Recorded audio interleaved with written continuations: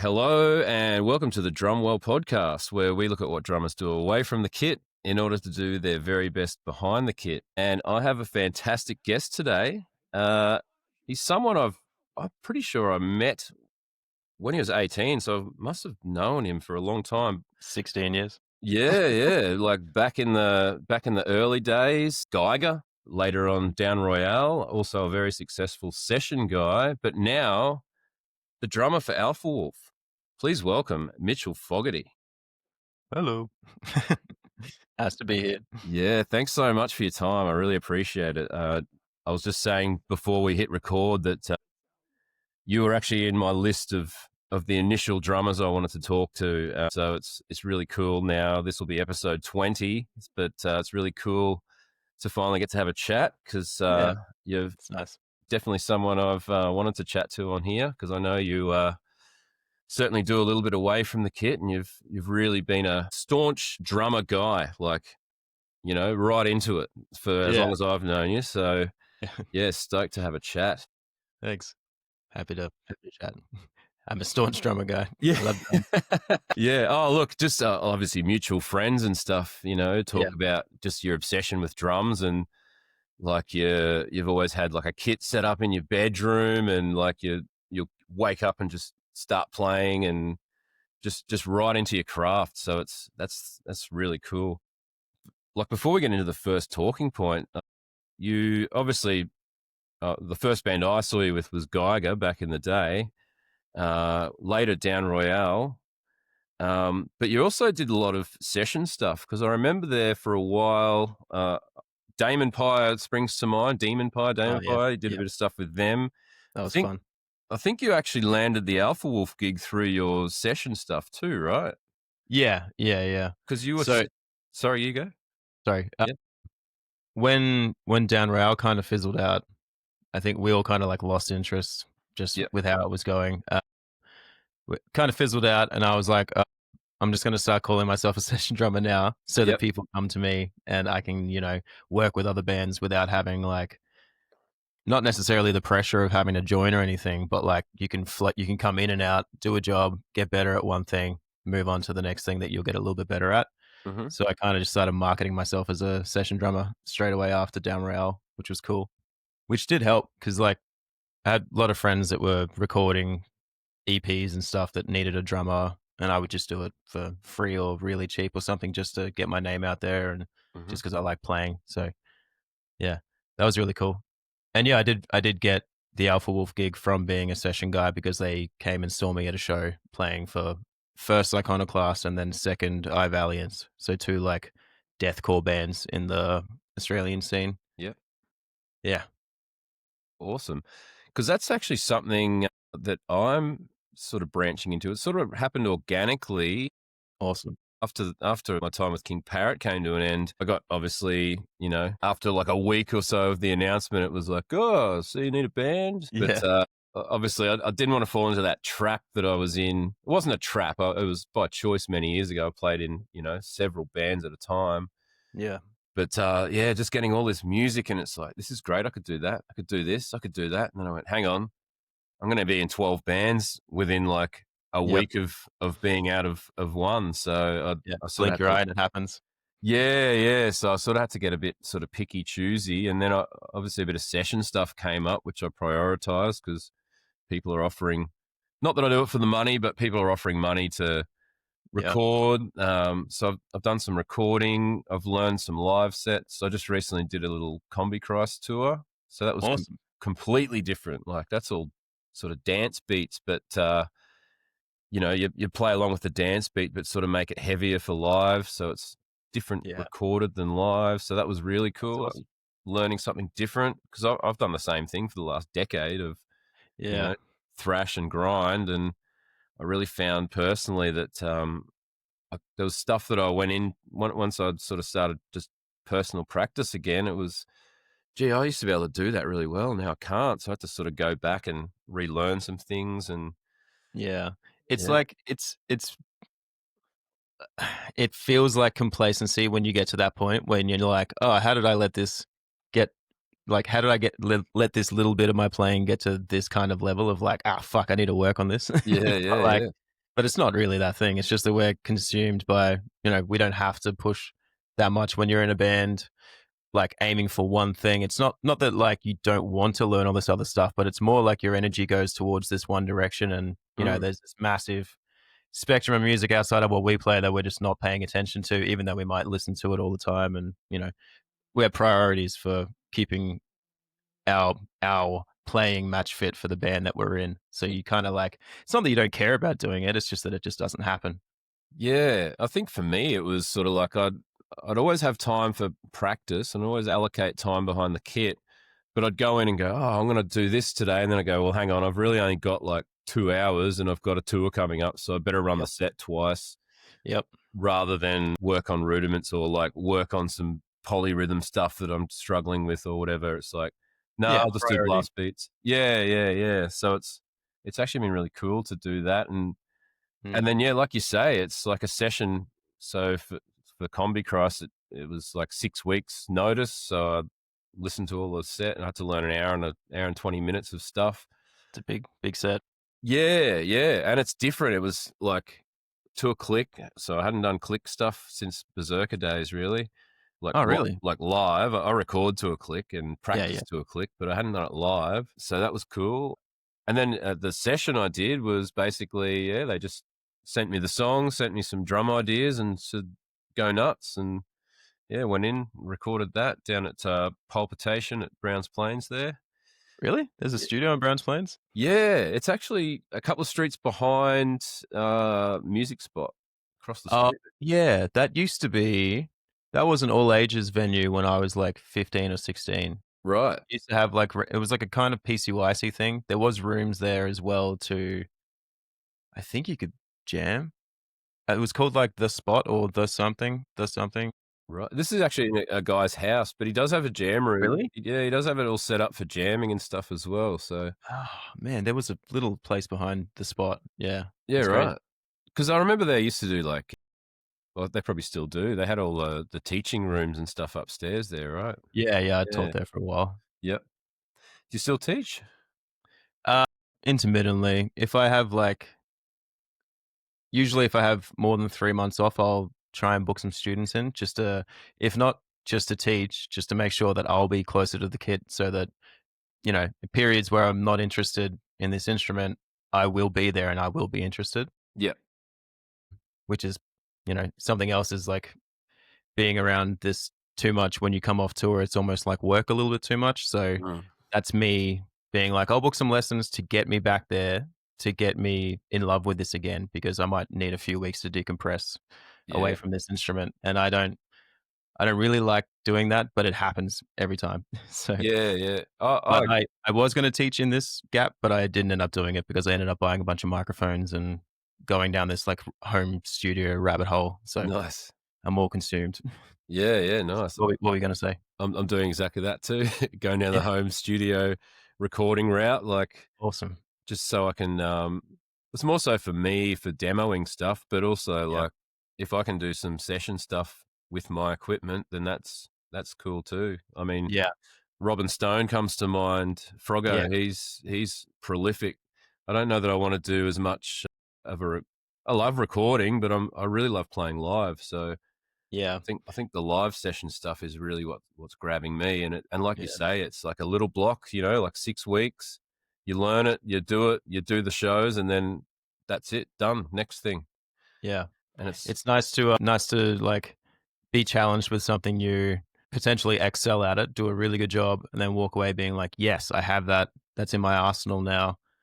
If they want to come back, they can hit me up again. If I get hit up for something that's similar to that music, I'm already ahead. It's just more information in the tank every time. yeah, yeah, for sure. But then it's also that maintenance piece where you want to try and keep playing that sort of similar stuff. Yeah. Yeah. Yeah, yeah, it's never ending, isn't it?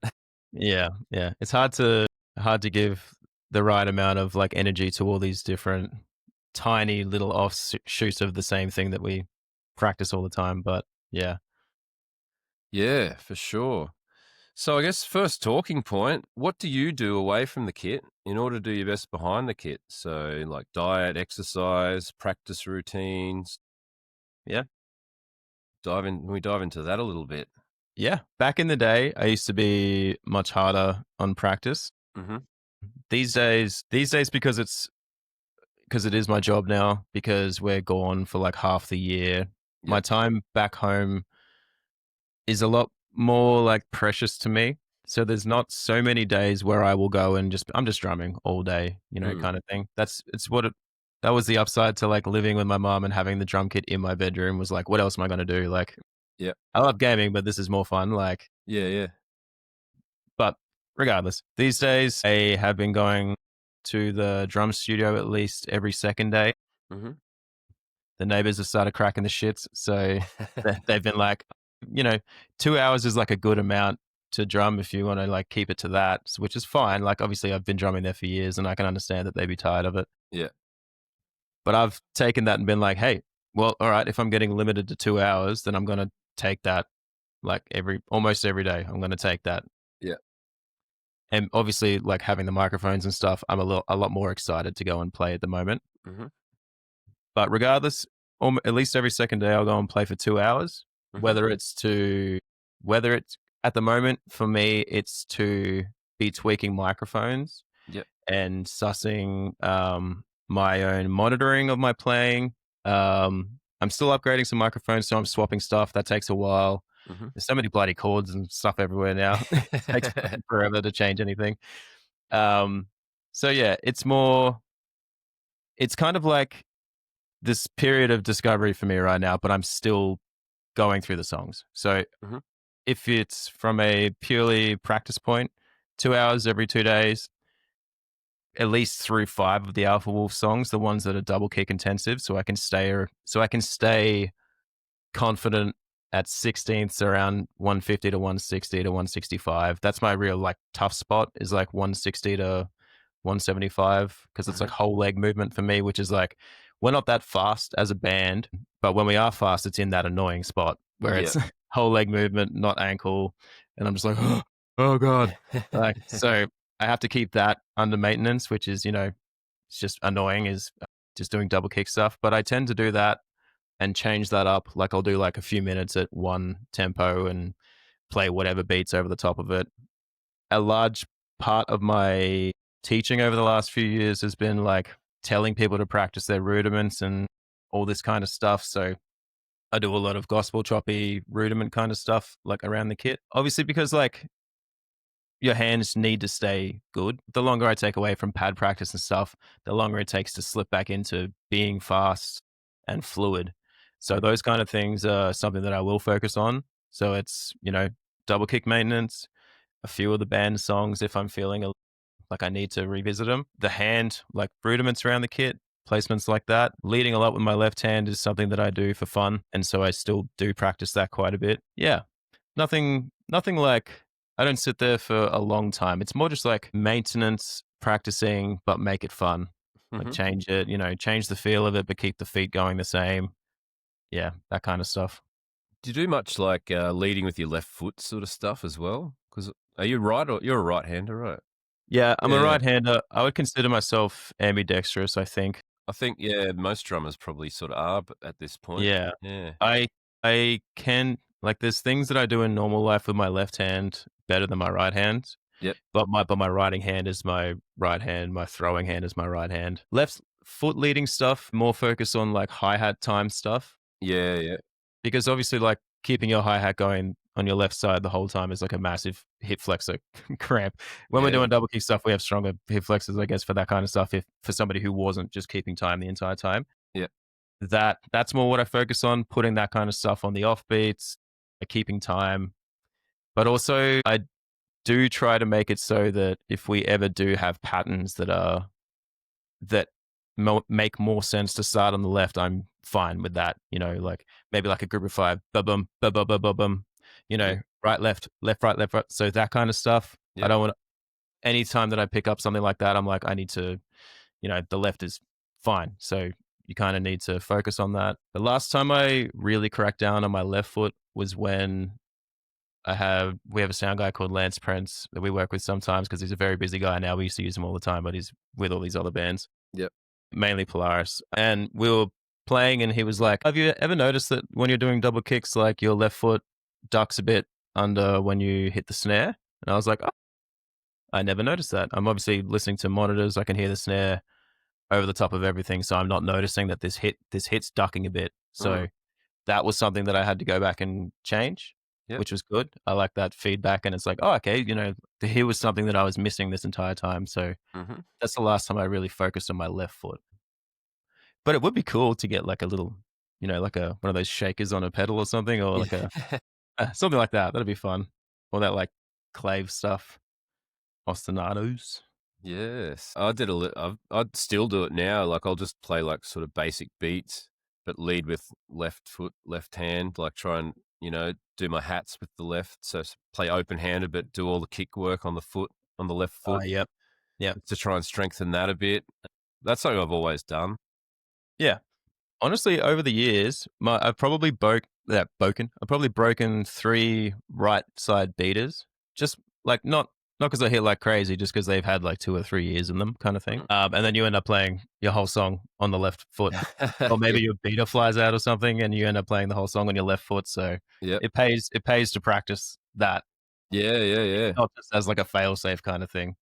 Yeah, well, hopefully it never happens, but, I've definitely had, like, where I'm playing a double pedal and, say, the slave pedal comes undone and Yeah. you're sort of doing everything with the one foot, but usually it's the right Mm, foot. It's usually the left foot that comes undone, and I can't I can't do that. But yeah. yeah, the little crisis that happens mid set that no one knows about. Yeah. Yeah. Our one of our guitarists was a drummer, so usually if something like that happens, like a beater comes out, he might notice. He'll come up and be like, "Have a look," and I'm like, "Look at my beater," and he's like, "Oh my god!" It's like so funny. Nobody notices except me and him. It's like, all right, got like Yep, 2 minutes of a song. Luckily, it's one that doesn't have much double kick, so I can do this. It's fine. yeah. Do you throw much sort of rudiment stuff into your like songs, or is it more you're Yeah, more sort of yeah you do yeah yeah, I watched quite a few of your little videos and see some of the stuff that you do, but yeah, like a lot of people, like I'll practice rudiments mm, heaps, but I don't often put them in songs. So that's something I've been really trying to work on yeah, personally. Is like, how can I do like a fill with paradiddles, or how can I, you know, utilize double strokes because I just do everything singles. So, yeah, but you can get some really cool patterns by, say, double stroking or yeah. even, rudiments, paradiddles, whatever. I think a big thing about it is like you probably don't notice that you're just doing rudiments the whole time because like things that just come across as patterns. Like there's the start of Akudama, which is like dan it, dan it. There's a bit in there that's like booga ga booga. So it's like right, left, right, kick. Yep. That's an inverted paradiddle, but it doesn't sound like that. It just sounds like, staccato hits on a stack. It's just matching the pattern kind of thing. But that's a rudiment.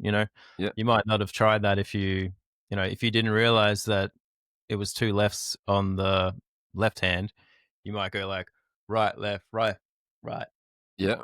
and swap it around, but it makes more sense to go right, left, right. So that's a rudiment, but like you don't really think about that. It's just when you've practiced it enough, you can go, oh, okay, here, my right hand's here. It makes more sense for this to do this. It makes more sense for this to do this. I really like rudiments when it comes to planning fills because Mm. it'd be like, my splash is over on the left side. I'm already at the floor tom on my right hand. Am I really going to go all the way over here, or am I going to just throw my left and then suddenly I'm left leading for half a bar? Yep. Because you've hit the first hit on the left hand, stuff like that. Yeah, Mm.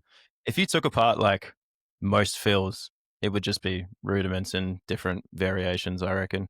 Yep. I think a good example of like a paradiddle in I guess, a popular song would be "Purity" by Slipknot. It's a full kit, like the sort of kick. Yeah, Yeah, that's a right kick, right kick, right kick. yeah, Yeah, yeah, yeah, yeah, yeah. It'd be like replacing all the left hits with your kick or something. yeah, yeah. That intro to "Purity" is Yeah, a full kit sort of paradiddle with yeah, keeping time on the right. good Yeah, song. love it. Yeah, I Um, just saw your Slipknot post and I'm like, yeah, that's a yeah, paradiddle. yeah, good band. There's another good song from Straight from the Path. I think I can't remember the bloody name of it, but he does a he's doing like paradiddle pattern over the top. I can't remember the name of it. Fuck. But it's like between the bell and the hat, between the bell and the snare, right, left, right, right, left, right, left, left, right, left, right, right, left, right, left, left. Oh But yeah, yeah, yeah. the pattern underneath is like so he's doing this just rudiments over the top, and then you know match the kicks to whatever the guitar's doing, and it's like you can just make beats out of a paradiddle, like the bass rudiment, you know. So Yeah. I it's also cool. try to practice paradiddles on my feet. Not that I can think of any time I'd ever use it, but hey, it might happen.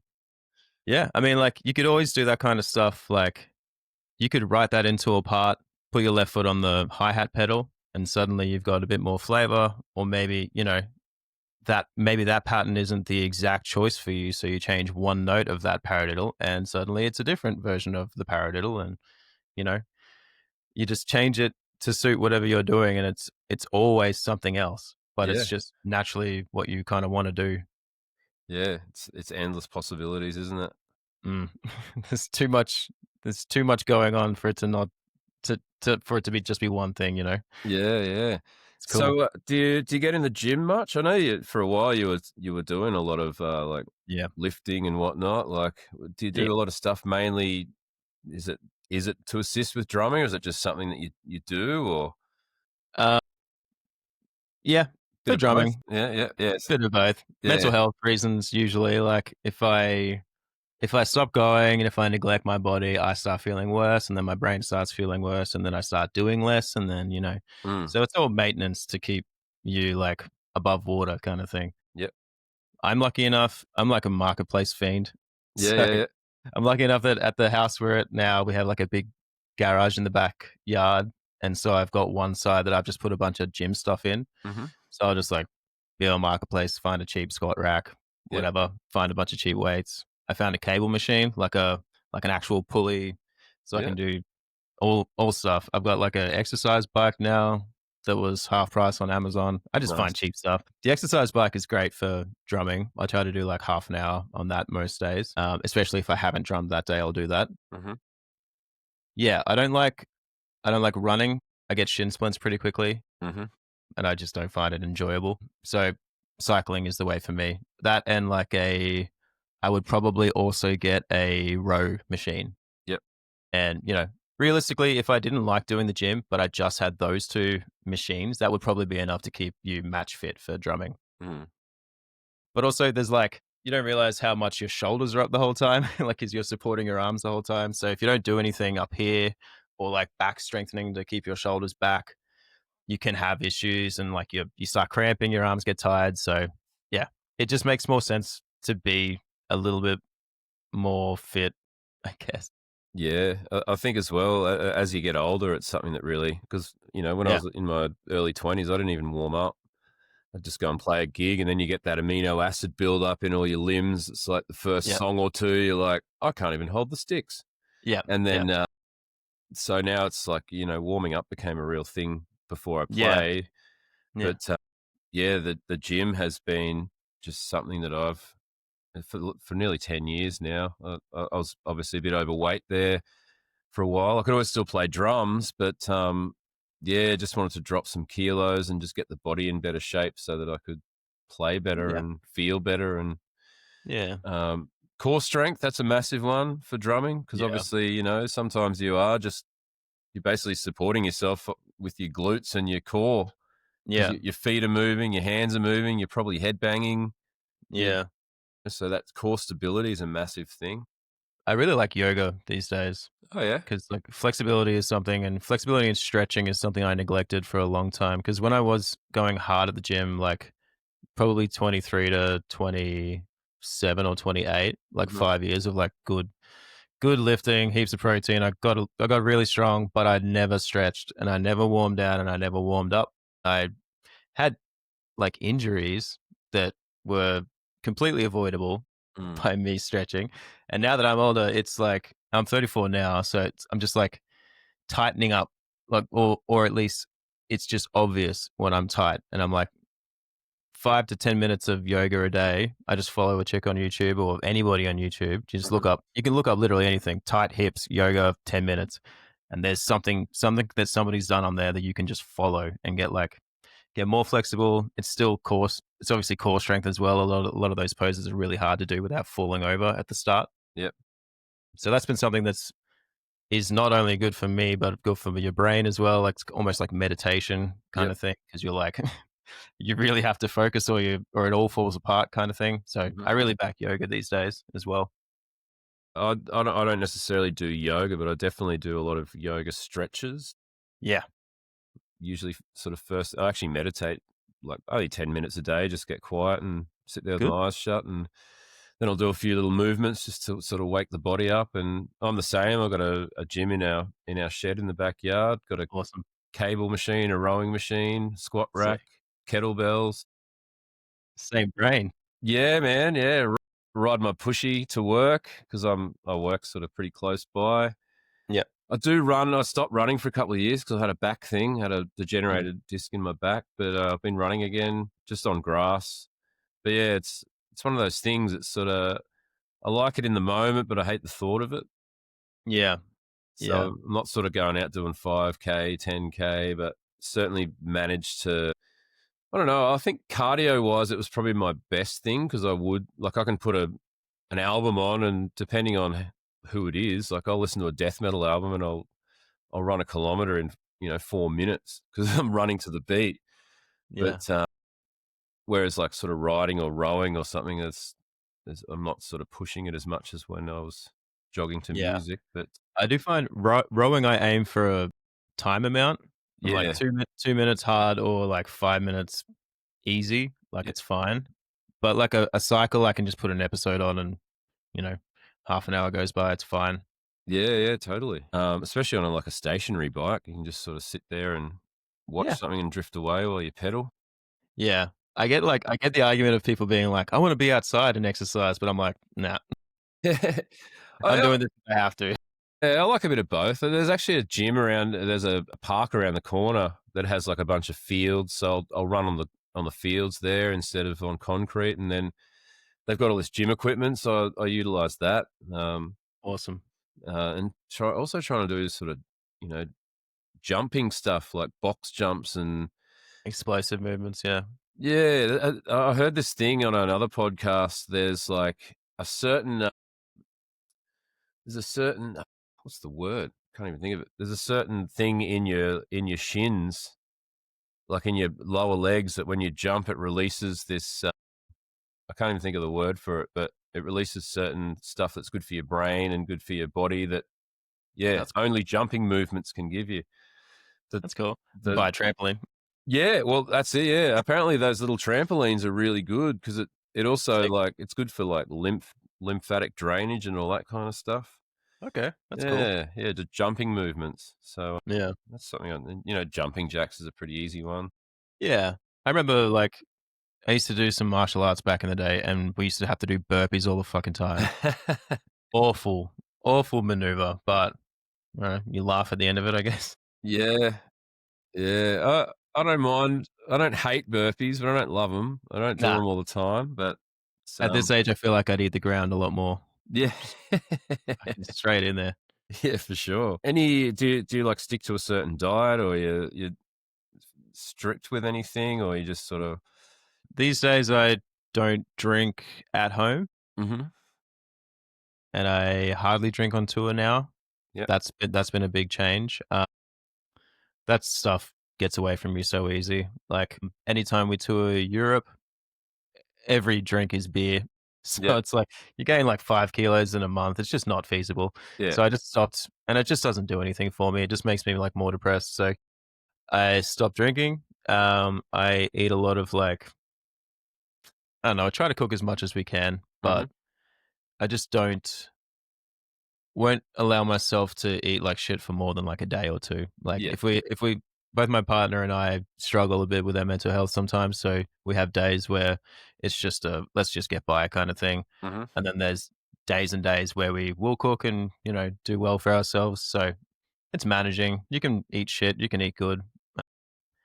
But on like Ironically, when we tour in America and I'm set into like a routine kind of like tour life, I eat much better because I know if I just eat whatever I want over there, I'll come back much worse. So Yeah. I tend to go out to a Walmart and buy a bunch of like diet meals or something that I can see what's in the food and what I'm having and whatever. And we get protein shakes on the rider, so I have a lot of protein. I do have protein back at home, but over there it's just a lot easier because it's like, yeah, we got 12 of these today. I can have 3 of these and I don't feel bad, you know? So Yep.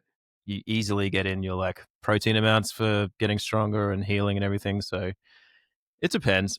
I definitely ramp up the watching the diet on tour. Mm-hmm. And then when I'm at home, as long as I feel good, it's okay. Like if I go into a point where I have a bad few days and start eating like shit and start physically feeling like shit because of it, then it's, fix it, put Yeah. it back kind of thing. Yeah. It's all management. It feels like management. Yeah. I actually find with Europe, like they just do it really well. Catering wise, there's Oh, always catering wise, it's great. Food wise, catering. yeah, Yeah. And even like what you get on your rider, it's generally pretty healthy stuff. I guess the worst thing you're going to eat is like a sandwich or maybe a chocolate, but which is yeah, bread and beer, yeah, yeah. 2 things that get me.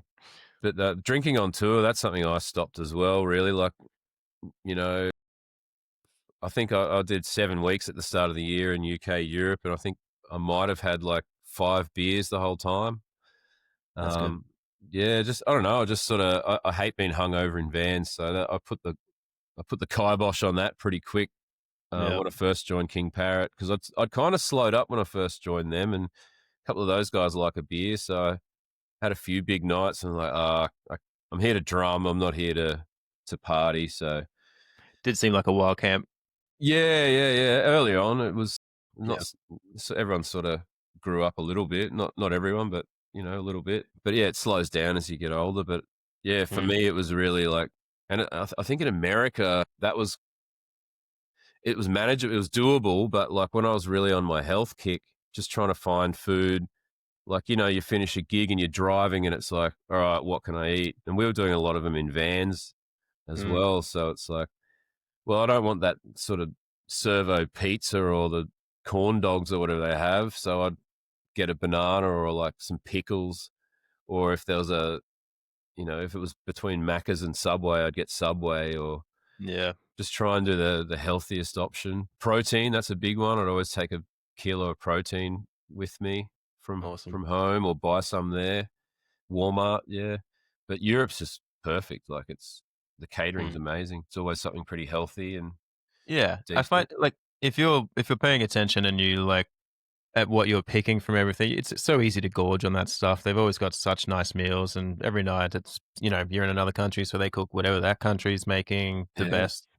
So it can be really easy to like overgorge on that stuff or like eat 2 bread rolls and yeah, just carries away. A lot of the Europe tours that we've done have been in the big red vans where there's like 22 people, like 3 or 4 bands on the same bus, Oh yeah. and you would like play the show, go down into the living quarters at the bus, and there's 12 other people that want to stay up and drink beers. So you end up drinking beers if you feel like being social. Mm.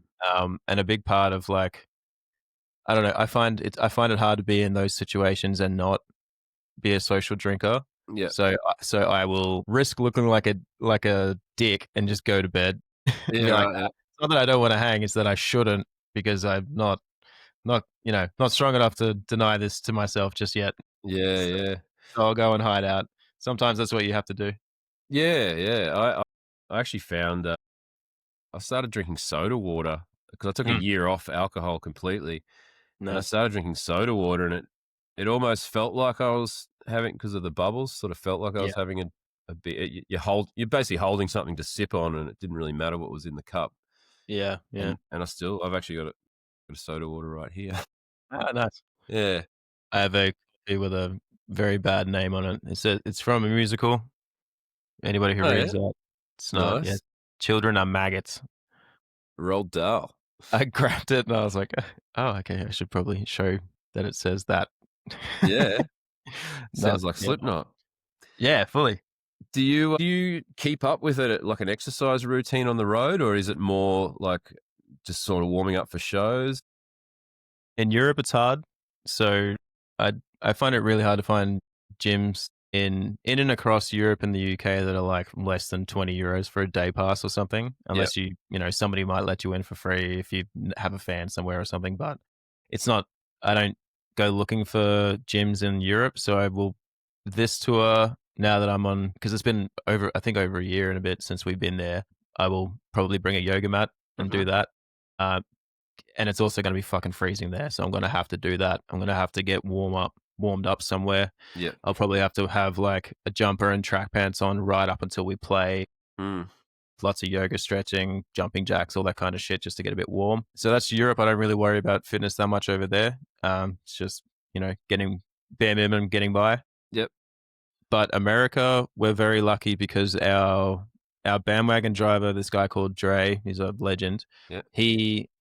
He's very aware that truck drivers don't get the most exercise. Hmm. So he will do everything he can to get to a gym almost every day because Oh, cool. he gets after it. He's really into it. So we're very lucky in America. And it comes with the trade-off because we always get to the venue early as hell, like 6, 7, sometimes 5. And that's when he goes in. Yeah. So if you want to go to the gym, you got to go to bed early. You got to get up early and go at that time, or you miss your window, or you're Ubering to another one later on. Uh-huh. So genuinely, I get to go almost every day in America, which is fucking awesome. Always somehow come back looking better. But it is a trade off of having to go to bed early and miss all the hangs in the living room, and But it genuinely does affect me for the better, like Yeah. going to the gym every day. That we go to Planet Fitness over there, so I sign up to the Australian Planet Fitness, which is like $8 or $9 a week. Yeah. And then because it says worldwide access, we go over to America and be like, yeah, we're worldwide members. And then American Planet Fitness goes, you're not in our system. I don't know. So it's this thing every day where I have to explain the situation, which is fucking annoying, but it does work. So you can use the gym over there for that. You could just sign up to like a US one, but my phone's like region locked. So I just sign up to Australia. And then when I get back home, I just cancel it. Yep. Yeah, So, cool. yeah. Because I actually found I just got some apps on my phone. Mm. I've got like a 7-minute workout app, so I was doing that quite a bit. But there's Sick. one tour where we were doing 7 at 7, so 7-minute workout at 7 p.m. And by the end of the tour, there's probably about up to 10 people every day doing a 7-minute workout, and it's all body resistance, like Yeah. push-ups, sit-ups, jumping jacks, planks, sort of 12 exercises, 30 seconds each.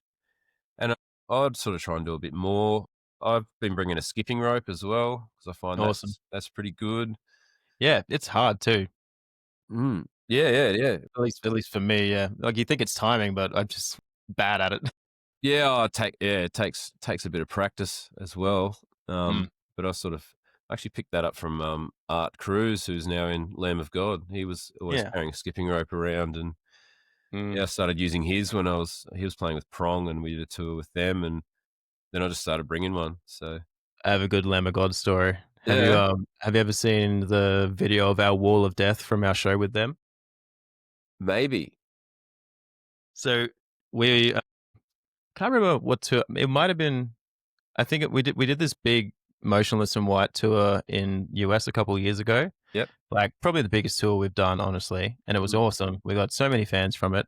In the middle of we got this random Lamb of God show offer. It was like us, Black Dahlia Murder, somebody else, and then Lamb of God were headlining. And so we've got this offer and been like, holy crap, a Lamb of God show, 6,000 people in Kentucky. Like, this is going to be fucking bonkers. Show rolls around. There's like 1,400 people in this 6,000 cap venue. So it looks empty as shit. And that was 1,400 max sold. So there wasn't even 1,400 by the time we'd played in there. This is all just random news. We're the first band of the day. Our second song. So like 5.5 minutes into the set, we call for a wall of death.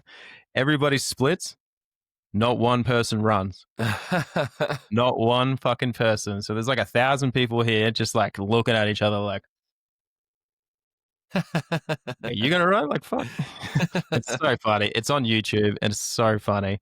I'm going to have to watch that. Yeah. And all of us are like Lamb of God, pinnacle fucking massive massive metalcore band, like metal, but metalcore. They were doing breakdowns in metal before a lot of other people. Mm. Like you listen to Laid to Rest, it's a fucking breakdown. Yeah. So thinking at least like we're gonna have some fans here, but nah. It was so bad. Oh, man. Yeah, really funny. You can see me for the whole rest of the set. I'm just like, Yeah. just like, oh my god, viral in the bad way.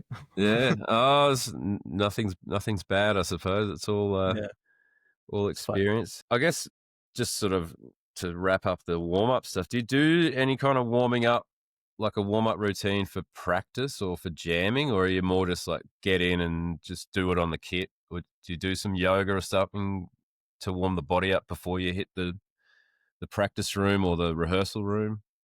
Genuinely, no. I'll Mhm. start if it's at my actual kit and there's not much pressure behind it. I'll just start playing softly. Mhm. So a lot of my things lately, I listen to a lot of like soul fusion artists. A lot of it's a lot lower in playing volume than I'm used to. Yep. So that and now that I have a few more microphones, I can hear all that stuff a lot more intuitively, a lot more clearly in my ears. Mm. So I will focus on that kind of playing at the start. And it's like, all right, I'll put some music on and I'll start jamming along to it only softly because it'll be something soft.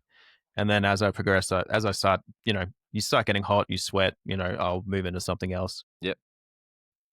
If it's before a show, I do forearm stretches and I do like finger stretches and, all the rollings and stuff like that. But Mhm. generally, I can find myself over preparing. Like Yeah. I might overstretch my forearm or something, and I'll be like, well, now that's tight. And it's like, well, what did I do that for? But you don't realize you're doing it at the time. So, but when I'm playing at home, I do light playing. But Yep. that's because I'm not under any time stress. Yeah, totally. Yeah, I think that's a big thing. A couple of people I've spoken to, and I do the same, is you just try and get to the point where you just crack a sweat Mm. before a show. I'm probably not great for warming up before my own practice, but like you say, I'll sit in there with a click track now and I'll just slowly build into it. And then once I feel like I'm warmed up, I'll do a few stretches and then I'll say get into what I'm actually trying to practice. Yeah.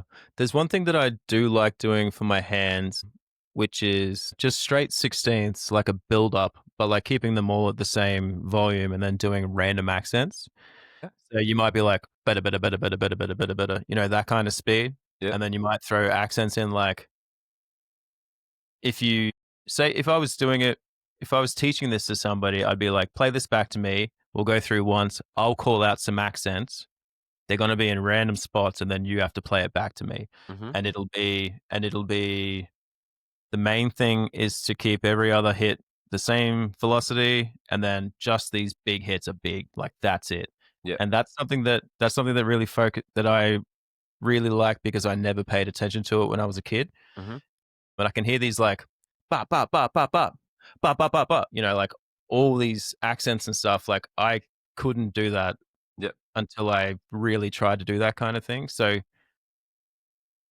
I like those things where it's so specific. I have to be so like if I'm gonna focus on like warming up in one way, it's more like, all right, I'm going to do this movement incredibly slow so that my hands understand what's happening and then I'll speed that up a bit. And that kind of stuff really interests me. But it's not really like I'll sit there and do like, singles for a minute or doubles for a minute or something, even though that is what I teach people to do. Yep.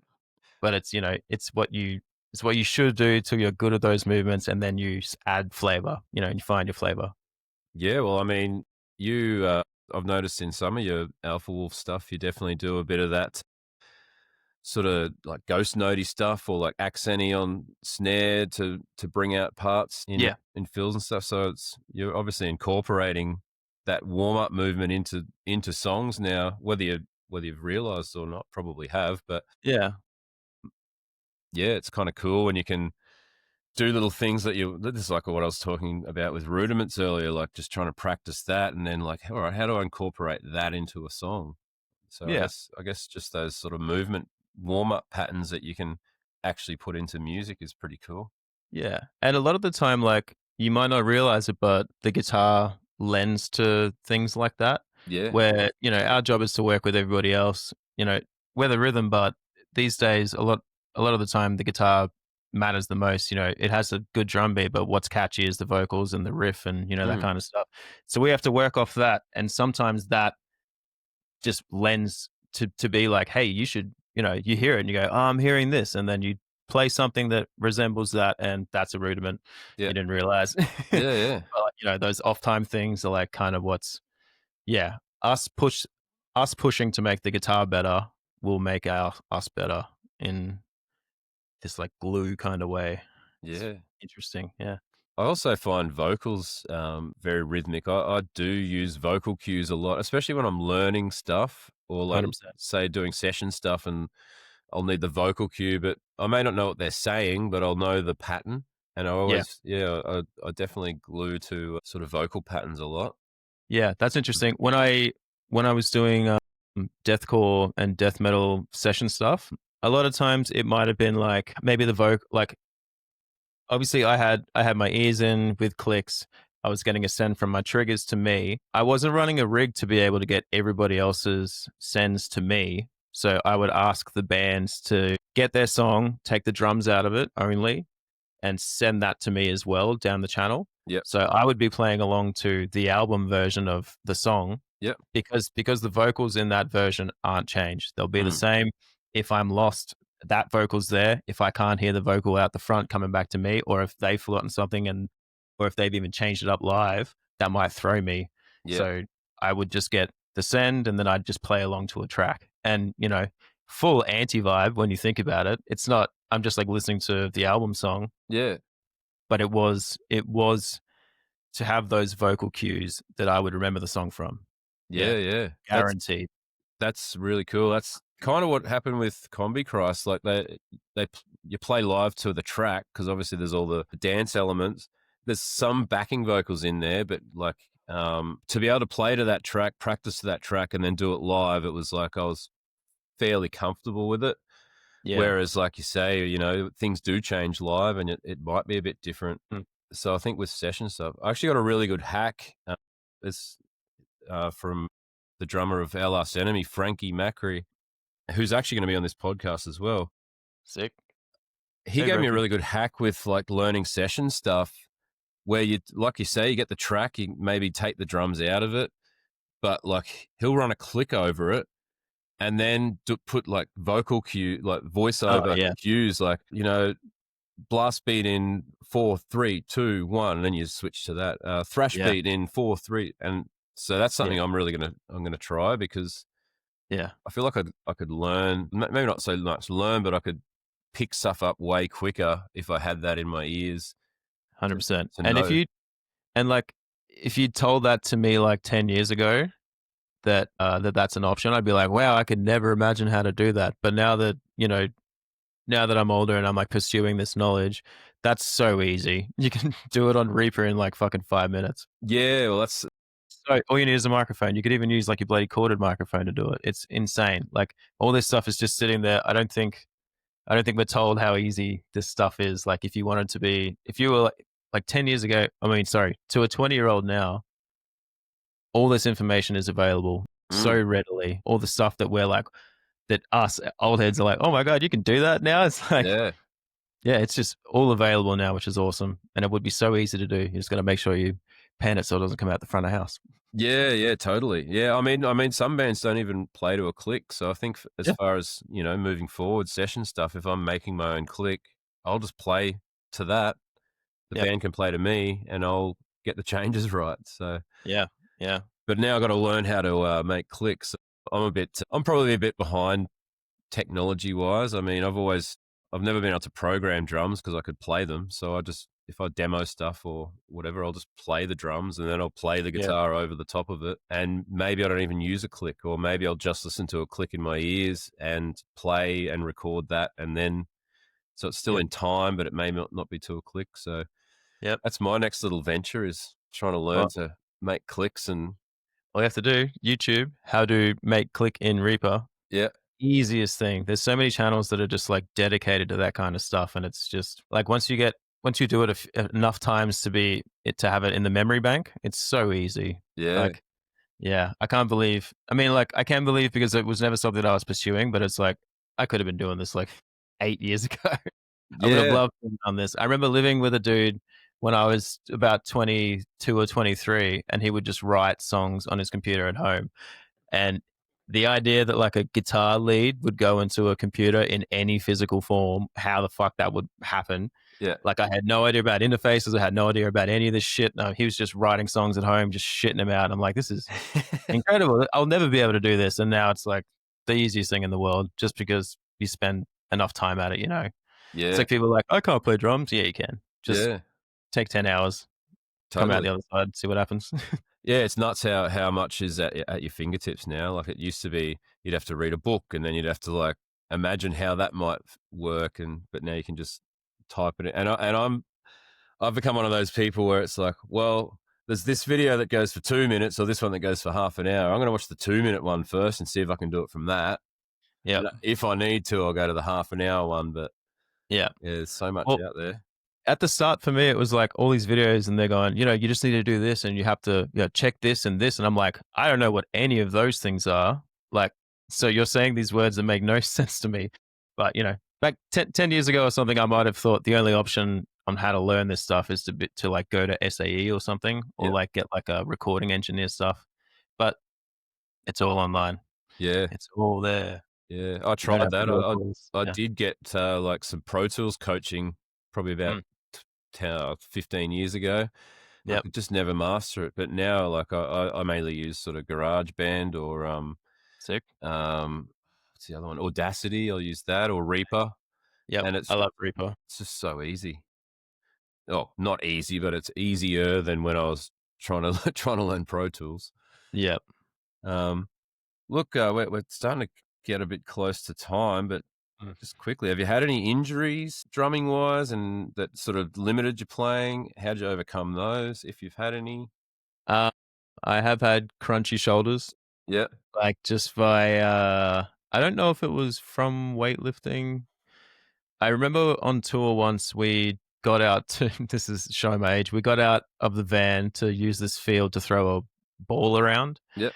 and I just pegged this bloody one of those whistling balls, Yeah. vortexes or whatever, and I just went. I was like, and then my arm like holding it back in a position. Yeah. So I just took like a good few months off putting any weight on that kind of thing. I took it easy. I lowered my right hand cymbal so that my arm wasn't up, and because I would get cramps in my rear delt from that, like from holding my arm up. Yep. So I ended up lowering my cymbal. I should have gone and got to the doctors or like a physio or something, Mm. but I didn't.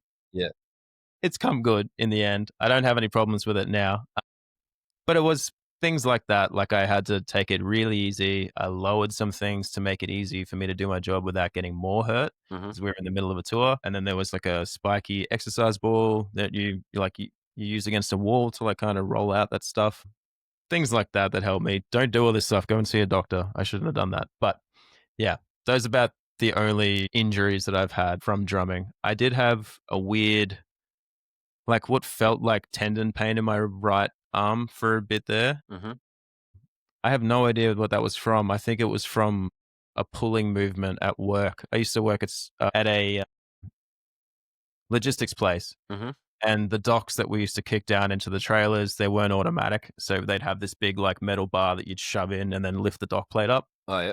And they're like probably like 50 or 60 kilos, but because they're like down at this weird point, me pulling it, I feel like it like separated. Just like the pulling motion was too much all the time, like an RSI kind of thing. Uh-huh. That kind of thing. So, you know, a bit of like massaging in the forearm and stretching that kind of stuff out was enough to help that. And it hasn't been back since, Yep. which has been good. But yeah, for the most part, nothing crazy from drumming. It's always been something else. But, you know, these are high traffic areas for us. So it's like, Yeah. it's easy to think that they would be a little bit weaker than, you know, other parts of my body.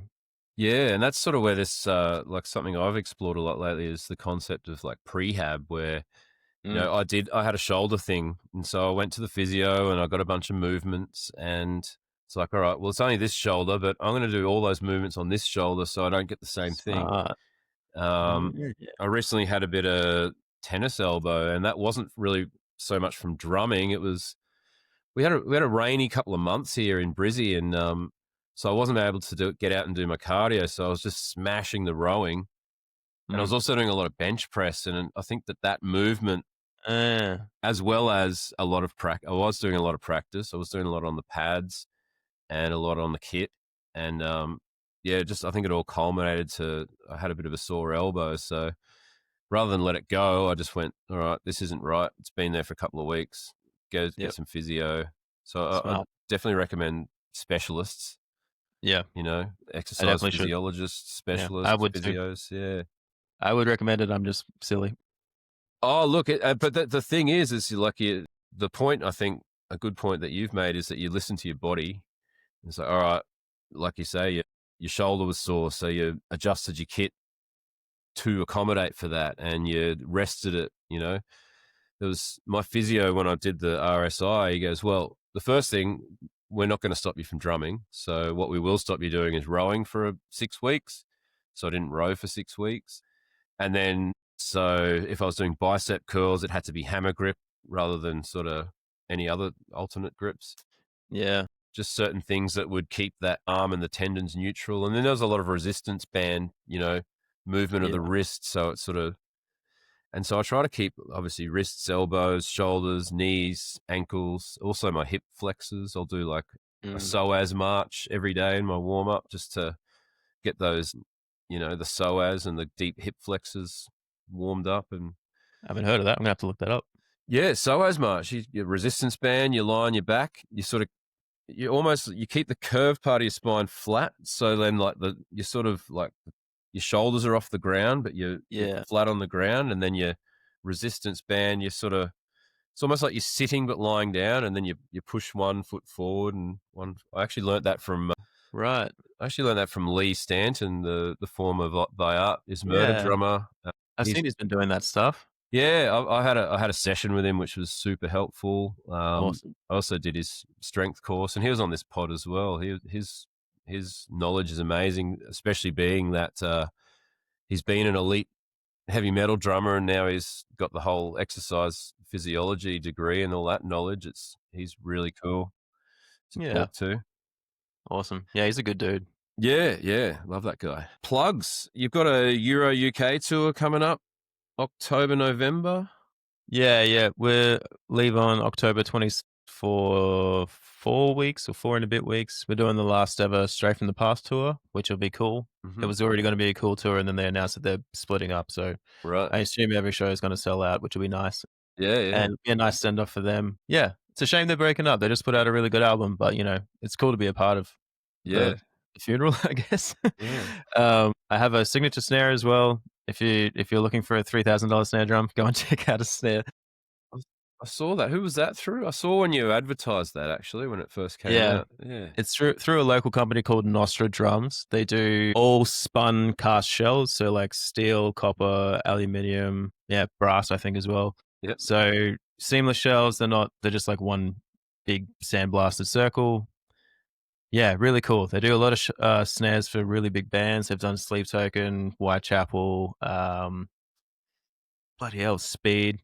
They've got kind of just got the finger on the pulse. It's a guy who lives nearby called Matt Lebetsky, who is probably also one of the best drum techs in Australia, I would say. Yep. Just for how his knowledge and his finickiness, and he's a good dude, and he's like, just really. That guy loves drums. He has a whole shed full of drums. He runs his own Brisbane drum restoration and repairs and all this kind of stuff from his house. Yep. And then he's also the guy who makes the drums for Nostra Drums. Okay. The other owner is the drummer from Thornhill, who are on tour with Sleep Token right now. Yep. So he's kind of like, you know, out there meeting all the people and getting all these people. And Matt's also doing that because he works with everybody when they come through Australia. Mm-hmm. So it was really cool to work with those guys and do something cool. I managed to get like a few of their snares when I was choosing what I wanted to do with it, and decided on the 14 by 6.5 copper. Yeah, it's awesome. It's a copper shell, die cast tubes, comes to my tunings, sounds like crazy. So I'm really stoked on that. And I love beaver tail lugs. It looks great. It looks like an old classic drum, but it's like this metal beast kind of thing. Yeah. They are expensive, but if, you know, like I kind of look at these things like a car, like you'll probably buy it and use it for 15 years. So What's Yeah. the actual cost you're paying here? And it's cool to do something else now. I feel like a lot of focus is on like bell brass and stuff like that. So Yeah. it's cool to do a different metal. It's just to have something a little bit different. Yeah. Because otherwise, there's the world's best snare, and then 50 million bands use the world's best snare, and it's just the world's snare. It's not anything special anymore. So Mm. it's cool to have something my own, which is good. Uh, a few of those have gone out into the wild now, which is nice. Alpha Wolf is writing new stuff now, so that's exciting. Yeah. We took some time to work with a producer at the end of our last American tour. So, we got a bunch of stuff out at the end of that, and it was probably like our most collaborative and like cohesive. Everybody was there, everybody liked what was happening. So I'm excited to see what happens with that kind of stuff. Awesome. Yeah. So it's all exciting. We should have some new music soon, but not really worried about it. Want to finish the music first. Yeah, yeah, totally. And obviously with Pearl drums these days, that's been what, Yeah. last year or two. Yeah. I went to Tama for a while, and then I went to Pearl. The artist support is much nicer. Justin's a with legend. with Pearl. I'm Yeah, with Justin's Pearl. awesome. See, Justin's great. Paul's great. Yeah, Meinl's been Paul's a good to legend. me.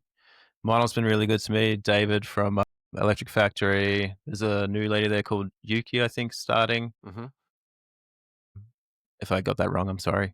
Yeah, it's all been really good. I've got a really good backing. I've got Remo, Bradley, Watts. Yeah, I know Yeah, Brad. Yep. yeah. Remo So too. very lucky across the board, and they're all very supportive, and they're happy whenever I put stuff up. So it's cool. Yeah, nice. That's awesome, man. I Yeah, we'll have to cut it. hit you up about the snare thing. I'm interested to talk to those guys if they're local. But Yeah, for sure. And like he does art over everything. So like if you were like, here's what I like, he might just surprise you with like a paint job, or obviously as long as you want it. But yeah, he will go above and beyond to make this thing personal because he just loves this shit. So awesome, if you ever want to chat to somebody about a snare, he's the guy. rad. My poster just fell down. Well, on that note, it's probably come to time. I think you've got some other things to do. So I really appreciate you taking time out of your day to have a chat. Thanks so much for being on the podcast. No worries. Anytime. Happy to come back whenever. Yeah, we'll have to do it again. Yeah. Fantastic. Thanks, Mitch. All right. Thank you, Cheers. Todd. Thank Nice to you. see you. You too.